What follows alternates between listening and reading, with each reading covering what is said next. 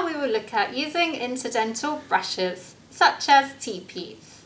They come with a cover which you can place on the end to make the brush longer, which makes it easier to use, especially when you're coming to the back teeth. Point the brush at a right angle. It is much easier to get in between the teeth at this angle. Place it in between the teeth. It will come through to the other side. Go in and out 3 times.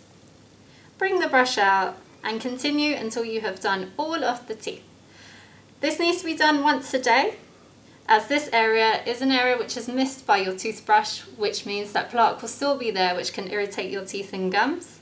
You may find you need more than one size of interdental brush, as not all the gaps in between your teeth are the same. You will know if it is the correct size when you put it in between the teeth and it fits snugly.